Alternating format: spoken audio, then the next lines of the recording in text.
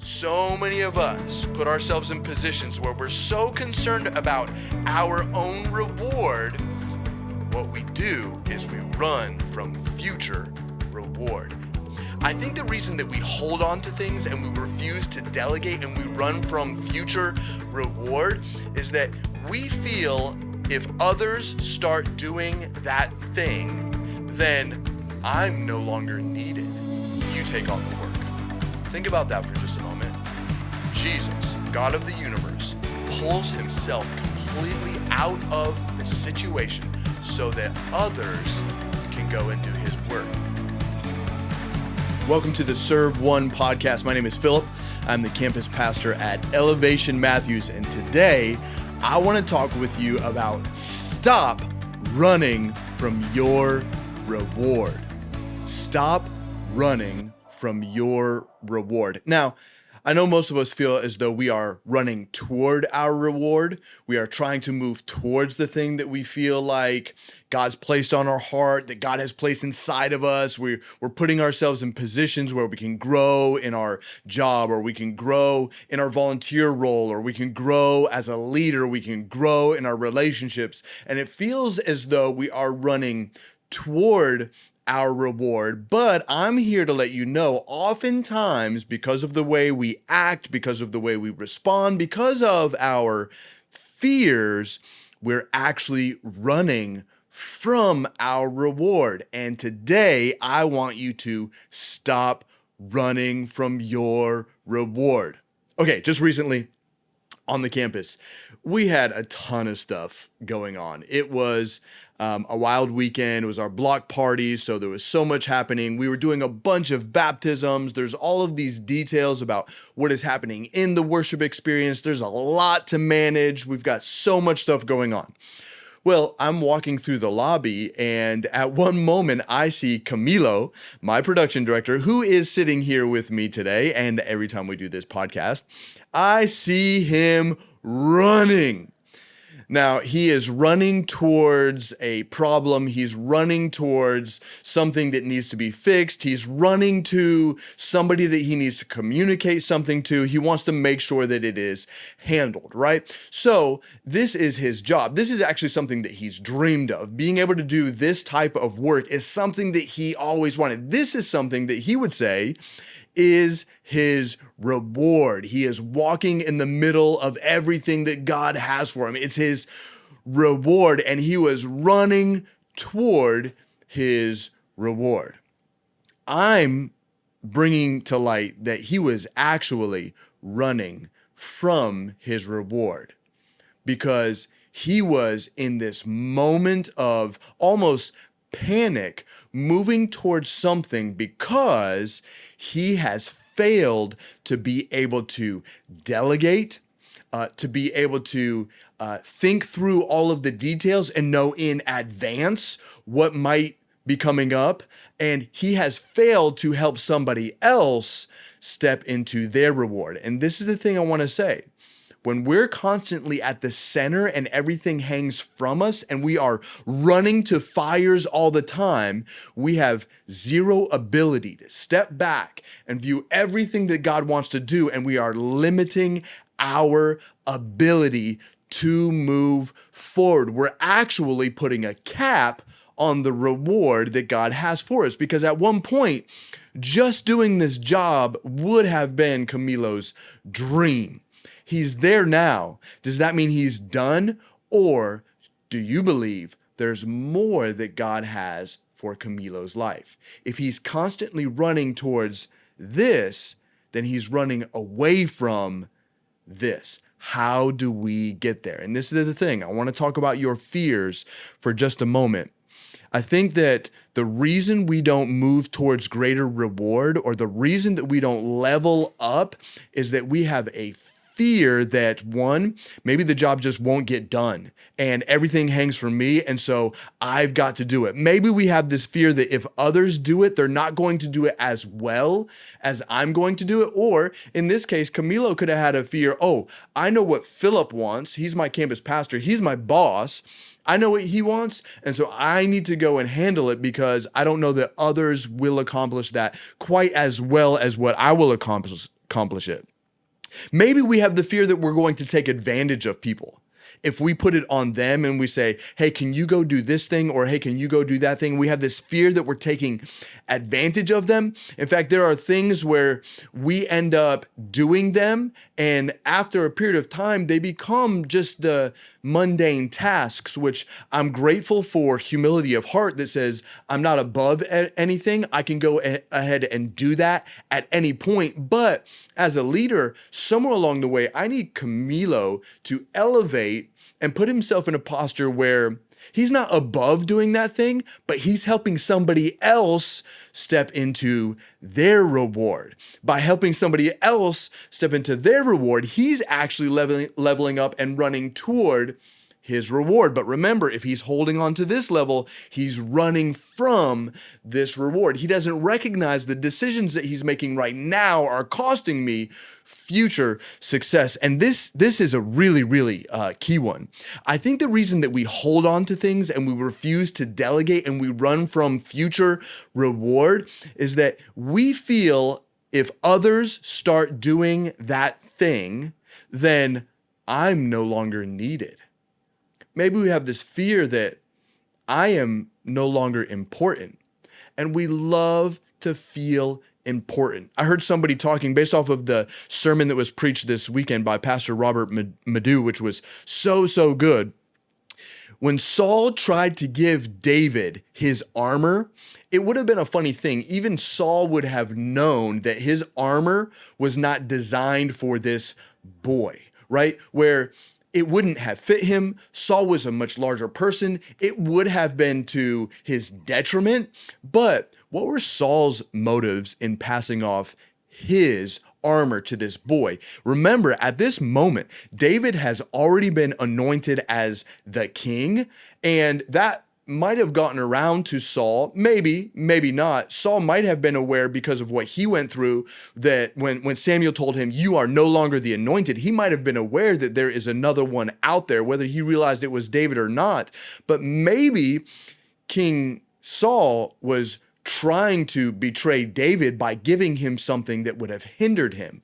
Or maybe King Saul was trying to pass off armor that didn't fit him but was his own, so that if David did have victory, Saul could take credit and say, oh, he never would have been able to do that if I didn't give him the opportunity to do it, if I didn't give him the armor to be able to do it. So many of us put ourselves in positions where we're so concerned about our own reward.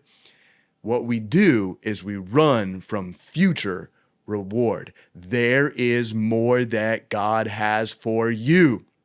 This is my message.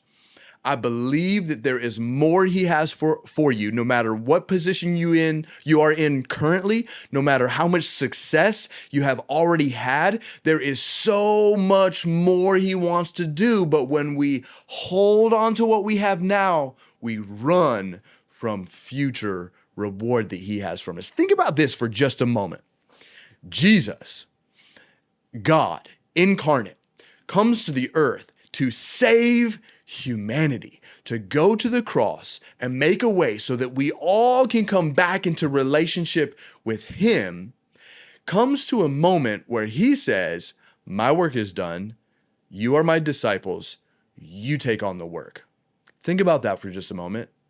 Jesus, God of the universe, pulls himself completely out of the situation so that others can go and do his work. We would think, oh gosh, there's no way that we're going to be able to do this as well as what Jesus could do it. There's absolutely no way that we could satisfy people around us and that we could work miracles and that we could do. But the scripture says from Jesus, you will go on and do greater things than these. So Jesus is saying, you're going to do greater, more above and beyond what I have already done. Now, I don't want you to confuse this with the moment of salvation. Jesus is the only one that could do that, but he did that to set us up so that we can walk into future reward. So this is what I need you to do.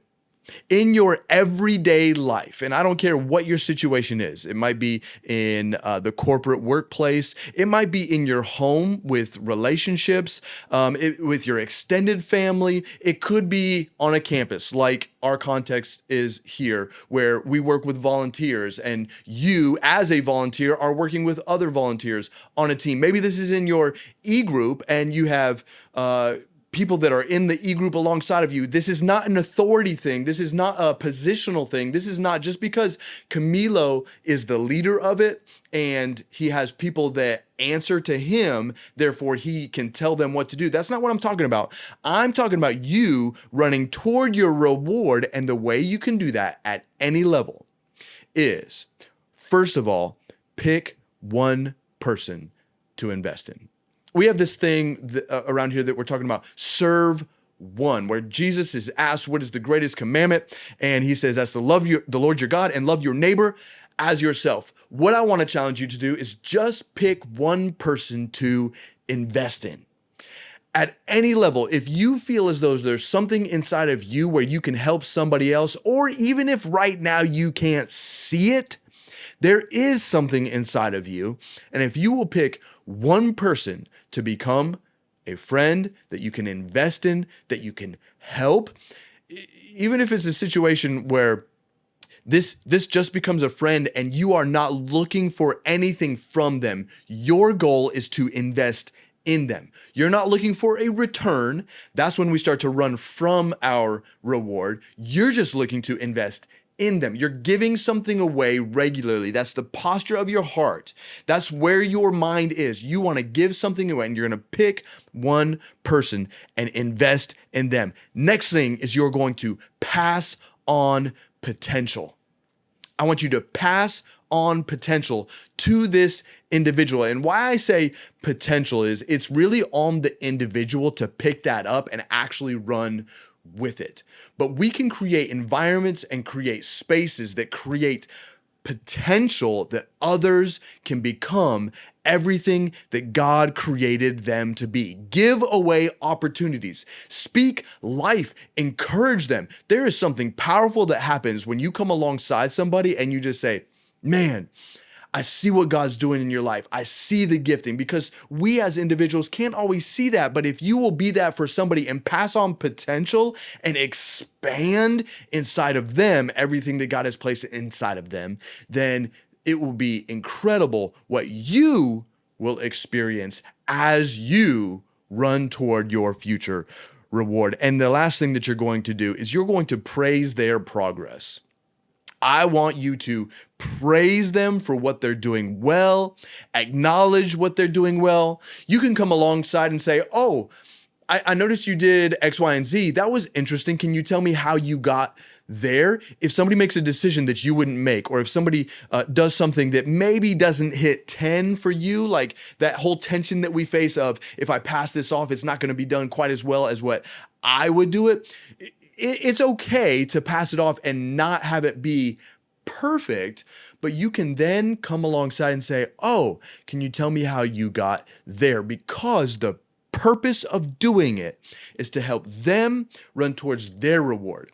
They're at a level right now that you may not be at. They're able to see so much, but you have a elevated perspective that you can come and speak into their life and help them grow. And see what happens when you help somebody else run towards their reward. It elevates you and you can continue to run towards your reward. Now what happens as Camilo goes through this whole process? Next thing I know, he'll just be casually strolling through the lobby rather than running through the lobby. And I'll be able to look at him and say, oh, hey, I got this other opportunity for you. Can you help me out with this? While he was rushing through the lobby, there was no chance that I was going to ask him to do anything else or that I was going to place anything else. There was no way I was going to give him a greater opportunity because he was already running towards something else. So it eliminated my ability to help him run towards greater reward. But now he's just going to be strolling. He's communicated to his team. He knows everything that's going on. It's all handled well in advance. He's got margin in his life because he's helping somebody else run towards their reward. Now I'm able to help him run towards his reward.